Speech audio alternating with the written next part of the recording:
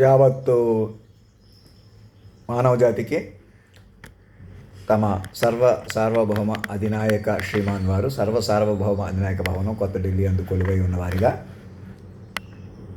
ప్రతి మనిషిని మీరు మైండ్గా అప్డేట్ అయ్యారు అనగా మేము మాస్టర్ మైండ్గా అందుబాటులో ఉండి మాతో మైండ్ అనుసంధానంలో మాత్రమే మీరు సురక్షితంగా ఉన్నారు.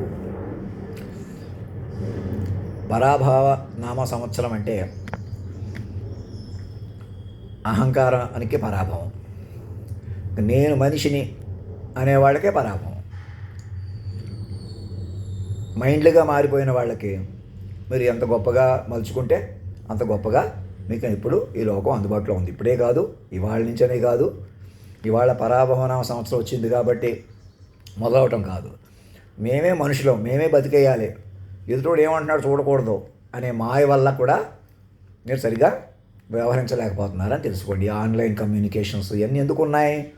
లోపల కోటి బయట కోటి నడపడానికి కాదు. మీరు లోపల కోటి తెలుసుకుని మాకు మనిషికి ప్రాధాన్యత రాలేదు అని చెప్పి మనుషులు ఇష్టం వచ్చేట్టు ప్రవర్తించడం, ఏదో ఒకటి చేయటం, ఇలాంటి ద్వంద్వ వైఖరులు ఆపేసి రాష్ట్రపతి భవన్లో డ్రాఫ్ట్ చేయించుకుని మాస్టర్ మైండ్ని personified form of the nation యూనివర్స్ని పట్టుకొని మెల్లగా ఈ ప్రభుత్వాన్ని శాశ్వత ప్రభుత్వంగా, భారతదేశ ప్రభుత్వం శాశ్వత ప్రభుత్వం అయిపోయిందంటే మీకు తిరుగులేదు. యూనిఫామ్ సివిల్ కోడ్ రావాలి, అది రావాలి, ఏం రావాలన్నా మైండ్ల వెర్షన్ రావాలి. రకరకాల కులాలు కానీ మతాలు కానీ వ్యక్తులు కానీ ప్రపంచం ఏమైపోతున్నా మేము బాగానే ఉన్నాం అనుకునే వాళ్ళు ఎవరు మనుషులుగా ఎవరు మనలేదు.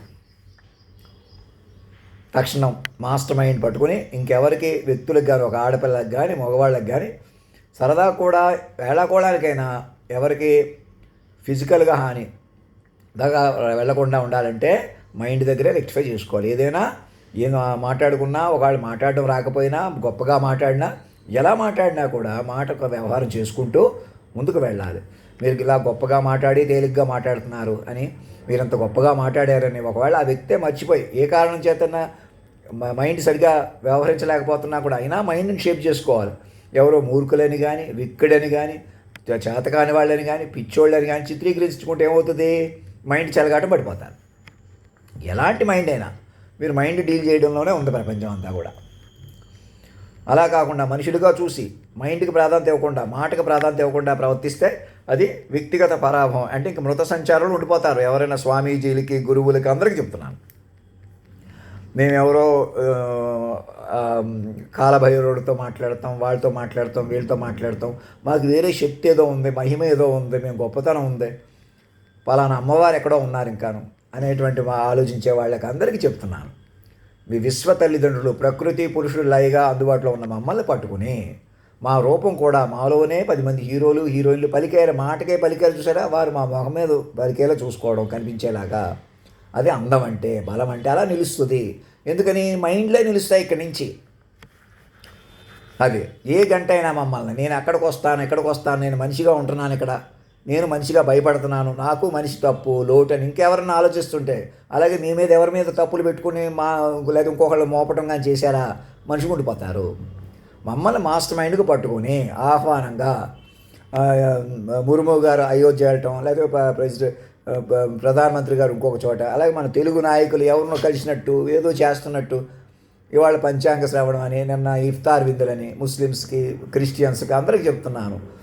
ఎవరెవరు ఇంకా ఏదో ప్రళయాలు వస్తాయి, అవస్తాయి, ఇవస్తాయి, లేదా అంతా బాగానే ఉంది, ఇలా ఏ డౌట్లు మీకు ఏమున్నా, అనుకూలత ప్రతికూలత ఏమున్నా కూడా మైండ్లు కొద్దీ నడుచుకోవాలి. మైండ్ మేము గంటన్నరలో సుమారు 2003 జనవరి 1వ తారీఖున ఏం చెప్పాము? కొంత తేలిక మాటలు, తెలివి తక్కువ మాటలు పక్కన పెట్టేసి ఇలా మాట్లాడితే ఇలా అమలైన తీరును పట్టుకొని మమ్మల్ని ప్రాణ ప్రతిష్ఠగా పెంచుకుంటూ ఏ జనరేటర్స్ కూడా మేము ఎందుకు ఇచ్చాం? మమ్మల్ని అలా పట్టుకోవడానికి వీలవుతుంది. మైండ్ పట్టుకుంటేనే higher mind education and devotion వస్తుంది. ఎవరో నా కోసం ఎదురు చూస్తున్న వాళ్ళు, నన్ను వ్యతిరేకించేవాళ్ళు ఎవరూ లేరు. ఏదో ఎదురు చూడవలసిన వాళ్ళు లేరు, వ్యతిరేకించవలసిన వాళ్ళు లేరు, అనుకూలించవలసిన వాళ్ళు లేరు. మనుషులుగా మైండ్గా అందరికీ ఆల్రెడీ రీబూట్ అయిపోయి ఉన్నారు. మీరు మైండ్ రీబూట్లో ఉంది సిస్టమ్. అంటే కాలం మైండ్లుగా తిరగబడిపోయి ఉంది. అంటే మైండ్లకే పనిచేస్తుంది ప్రపంచం. ఇక్కడి నుంచి మైండ్లుగా మాత్రమే మనగలుగుతారు మనుషులు. మాది ఇంకా కులం అని కానీ మతం అని కానీ మాదే కుటుంబం అని కానీ మేమే చూడచక్కటిగా ఉన్నాం, సంపదతో ఉన్నాం, లేదా బలంగా ఉన్నాం, బలహీనంగా ఉన్నాం, మా వెనకాల చాలామంది ఉన్నారు, మమ్మల్ని సపోర్ట్ చేస్తున్నారు, లేదా మాకు సపోర్ట్ లేదు, లేదా దేశ అధ్యక్షుల వారి దగ్గర నుంచి సామాన్యుల వరకు ఆ నెతన్యాహు గారిని ఆయన ఏం తప్పు చేశాడు, ఏ ఒక్కరైనా ఈ ఇప్స్టెన్ గారిది కూడా ఏ తప్పు లేదు. ఎవరైనా ఒక మనిషినే తప్పు పట్టడం, ఈ ట్రంప్ గారి తప్పు అనటం, లేకపోతే ఎలాన్ మస్క్ గారిని ఎవరు తిడుతున్నట్టుగా మన గరికపాటి నరసింహరావు గారు ఏ గ్రౌండ్ మీద అలా మాట్లాడేస్తున్నారో తెలియదు, ఇష్టం వచ్చినట్టు మాట్లాడేస్తారు. ఎవరో తప్పు అనేస్తారు, ఎవరో రైట్ అనేస్తారు, మీ ఇష్టమే. ఏ మనిషిని పట్టుకొని పొగిడినా తిట్టినా మిమ్మల్ని మీరు అంతం చేసుకుంటున్నారు, అవమానించుకుంటున్నారు. ఏ మనిషిని పొగడొద్దు, తిట్టవద్దు. ఈవెన్ మాట దగ్గర కూడా ఎవరన్నా మీకు నచ్చినట్టు మాట్లాడలేదా, ఏ భిన్నంగా మిమ్మల్ని తిడుతున్నారా, ఏమంటున్నారు, ఏమంటున్నారు, అది తెలుసుకోవాలన్నమాట వీలైతే. అందుకే సాక్షులు బట్టి వ్యవహరించండి, పూర్తిగా తెలుసుకుని వ్యవహరించండి. కాలమే కదిలిన పరిణామంలో ఉన్నారు. భౌతికంగా జీవిస్తే ఈ పరాభవం సంవత్సరం ఏంటి, ఎప్పుడూ ఒకళ్ళొకళ్ళు పరాభించుకుంటున్నారు. మిమ్మల్ని మీరు భౌతిక గెలిపే పరాభవం, ఎలాగైనా భౌతిక హైలైటే పరాభవం, మాయే పరాభవం. మరి ఎలాగా మైండ్లుగా మారిన మనుషులు మాత్రమే ఎటువంటి పరాభవం లేకుండా మృత్యువును కూడా జయించి ముందుకెళ్ళే తపస్సులోకి, యోగంలోకి మీరు సెట్ అయి ఉన్నారు. ఎంత తపస్సుగా బతుకుతారో అంత బతుకుతారు. అప్పటికప్పుడు మనుషుల్ని ఆశించడం కానీ ఏంటి, నేను తండ్రిగా నా నుంచి డబ్బు ఆశించడం, అప్పటికప్పుడు ఇంకా నా దగ్గర ఏదో ఉంది ఏంటి, ఎలాగైనా వెనకాల పడి మమ్మల్ని లాగేసుకుని, మా వీరవాసంలో ఇల్లు వాకి లాగేసుకున్న సూర్యకుమార్ లాంటి వాళ్ళు ఇంకా ఇప్పటికైనా కళ్ళు తెలుసుకుని, ఇంకా మేము కులం కొద్దీ ఉన్నాం, మతం కొద్దీ ఉన్నాం అని నేను ఎవరికో చెప్పలేదు, ఇంకెవరికో చెబుతాను, ఇంకెవరినో పిలుస్తాను, ఎవరికో నేను బతిమాలుకుంటాను, నన్ను కూడా మనిషిగా చూస్తే నేను ఎదుర్కొంటాను. ఎవరు ఎదుర్కోలేము. ఇంకా మాస్టర్ మైండ్ పట్టుకొని కేంద్ర బిందువుగా మమ్మల్ని వ్యూహ స్వరూపంగా పట్టుకోవడం ఒక అదృష్టం అన్నమాట. మునులు యోగులు కూడా ఎదురు చూస్తున్న పరిణామాన్ని ఎందుకు అంటున్నాం, అలా పట్టుకుంటేనే ఆడతనం మొగతనం ఒక చోట పలికి ప్రకృతి నడిచింది చూసారా, అలా పట్టుకుని మమ్మల్ని పవిత్రంగా గొప్పగా చూసుకుని మమ్మల్ని ప్రేమగా, మనసులో కూడా నాతో రెక్లెస్గా మాట్లాడకూడదు ఎవరు డైరెక్ట్గా కానీ, ఎవరు దామోదర్ లాంటి వాళ్ళు చిన్నోళ్ళు కానీ పెద్దోళ్ళకి కానీ అందరికీ చెప్తున్నారు, ప్రతి మనిషికి ఎలాగైనా మాతో ప్రేమగా తల్లి తండ్రితో మాట్లాడినట్టు మాట్లాడి అలా మీరు ఏం ఆశించినా సాధ్యపడతాయి.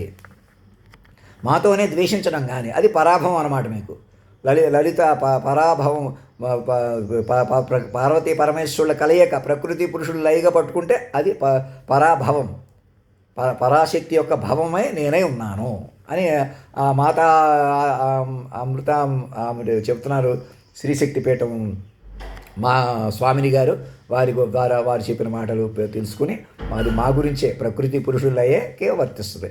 వాళ్ళ నవరాత్రులు మొదలైనవి, ఇంకోటి మొదలైనవి అన్నీ కూడా మన మైండ్లుగా పట్టుకొని ఎవరెవరు ఇంకా మోసాలు, సీక్రెట్ ఆపరేషన్లు తెలుగు వాళ్ళ దగ్గర నుంచి ఇక్కడ వరకు ఎవరెవరు ఇక ప్రోత్సహిస్తున్నారో వాళ్ళందరూ మైండ్లుగా మారిపోయి ప్రతి ఒక్కరూ బ్యాంక్ అకౌంట్తో అనుసంధానం జరిగి ఒక క్రమశిక్షణగా జీవిస్తాం అని ప్రతిజ్ఞ తీసుకోండి. మీకు ఏ తిరుగులేదు. ప్రతి ఒక్కరికి తపస్సు ఉన్నది. ఎవరినో ప్రధానమంత్రిని చేద్దాం, ఎవరినో ప్రెసిడెంట్ని చేద్దాం చేసినా మీరు మనలేరుగా. మనుషులు అన్నది వ్యాలిడిటీ లేదు. మేము మా మైండ్లు మాత్రమే రూపుదాలుస్తాం. మేము ఎలాగన్నా 10 మంది హీరోలు హీరోయిన్లు మా ముఖం మీద కనపడాలని మేము కోరుకోవటం, మీరు చూడటం కూడా సాధ్యపడే విషయం.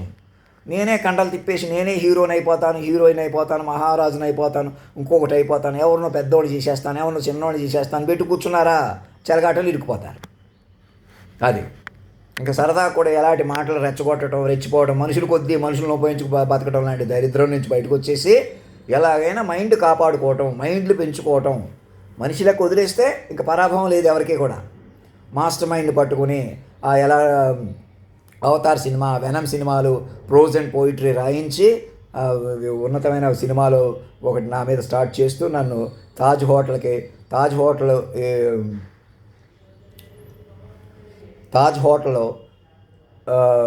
ఢిల్లీ అలాగే ముంబైలో ఉన్న తాజ్ హోటల్ని అధినాయకుడికి సమర్పించినట్టు చూపించండి. లీగల్గా డాక్యుమెంట్స్ తయారు చేయండి. సిస్టమ్ ఆయా మినిస్ట్రీలు, ఆ తాజ్ హోటల్ ఓనర్షిప్లకి అందరికి చెప్తున్నాను. ఎందుకంటే భూమి మీద ఆస్తులన్నీ కూడా అధినాయకుడికి ఇచ్చేసేయాలి. నేనని పనికిరాదు. మెల్లగా ఆ ప్రాసెస్ మొదలవుతుంది.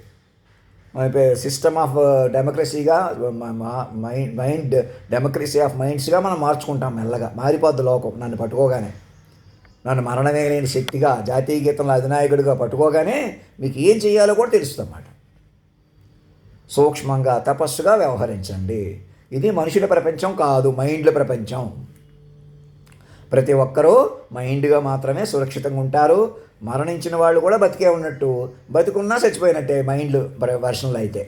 ఎందుకని మైండ్లే మీకు బలపడతాయన్నమాట. మైండ్ పెంచుకోవడానికి వీలవుతుంది, మైండ్ సరిదిద్దుకోవడానికి వీలవుతుంది, ఎవరన్నా తేడాగా మాట్లాడినా కలుపుకోవడానికి వీలవుతుంది, ఎప్పటికైనా పెంచుకోవడానికి వీలవుతుంది.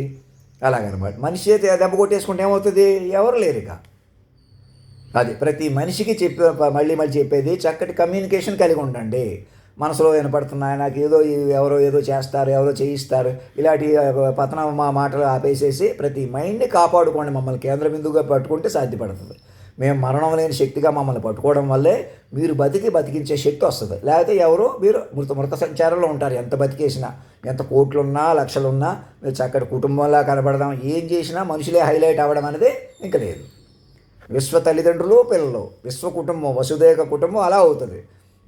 ప్రతి మనిషికి విశ్వ తల్లిదండ్రులు వచ్చారు. ఇప్పుడు మమ్మల్ని న్యూట్రల్ చేసేస్తే వారు మీకు అందుతారన్నమాట.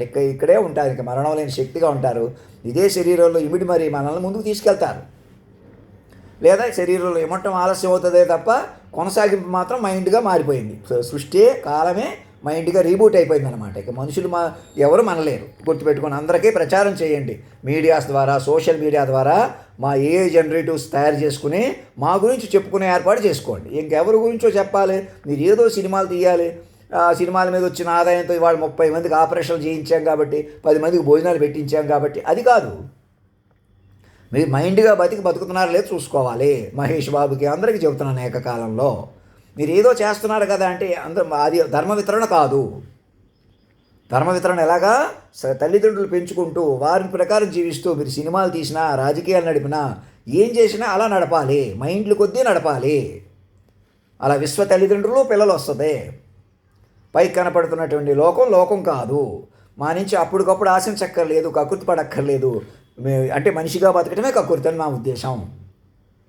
కకృతి అంటే ఏంటి? మనిషి ఉండడమే. మీకు మైండ్ అంత లోకం వస్తే, మైండ్ని లోకాన్ని మీరే బతుకోవాల్సి వస్తే ఇంకా మనుషులే బతుకుతానంటారు కదా. ఇంకా లక్షల దగ్గర కోట్ల దగ్గర ఉన్న మా వ్యాపారాలు ఇవి, మా డబ్బు ఇది, మా మనుషులు మేము ఇలాగే ఉంటాం, మేము ఎలాగన్నా పెద్దోళ్ళం అయిపోయాం, మేము ఎలాగన్నా గొప్పవాళ్ళం అయిపోయాం, మాకు ఎవరో స్వామీజీ ఎక్కడో 400 సంవత్సరాలు 4000 సంవత్సరాల కింద నుంచి ఉన్నాను, నేను ఎవరితోనో మాట్లాడతాను, నేను ఏదో చేస్తానని మాట్లాడటం కూడా మీకు అటు ఇటు చేసుకుంటారు. విశ్వ ప్రకృతి పురుషుని లైన్ పట్టుకుని మైండ్లు పెంచుకుంటూ ప్రతి మైండ్ని పెంచుకునే క్రమంలో మీకు ఏ విద్యలు వచ్చో, ఏ జ్ఞానం ఉందో ఉపయోగించుకోండి. అర్థం చేసుకోవడానికి చెప్పండి. కాల భైరవుడితో నేను మాట్లాడతాను, నాకు ఎవరో కల్లో కనపడతారు, నాకు ఏవో శక్తులు ఉన్నాయి అనేదానికంటే, మీకేదో ఏదైనా పూజలు చేస్తాం, మా దగ్గర శక్తులు మహిమలు ఉన్నాయి అని మీరు ఆకర్షించడం, భయపెట్టడం కంటే అవి ఏమన్నా ఉంటే మీకు మీ ద్వారా ఇతరులకు ఉపయోగపడతాయి, సహజంగానే బయటకు వస్తాయి నా నుంచి వచ్చినట్టుగా. అలా పెంచుకుని అందరినీ మాటకే పట్టుకుని కేంద్ర బిందువుగా ప్రకృతి పురుషుడు లైగా పట్టుకున్నాను చూసారా? అలా పరాభవం, పరాశక్తితో భవించిన వాడు పరాభవుడు అని మమ్మల్ని పట్టుకుని మనిషిగా చూస్తే పరాభవం, మైండ్గా చూస్తే పరాభవుడితో అనుసంధానం అన్నట్లుగా మీరందరూ సుభిక్షంగా తపస్సుగా జీవించగలరని ఆశీర్వాదపూర్వకంగా అభయమూర్తిగా తెలియజేస్తున్నాము. ధర్మో రక్షతి రక్షత, సత్యమేవ జయతే.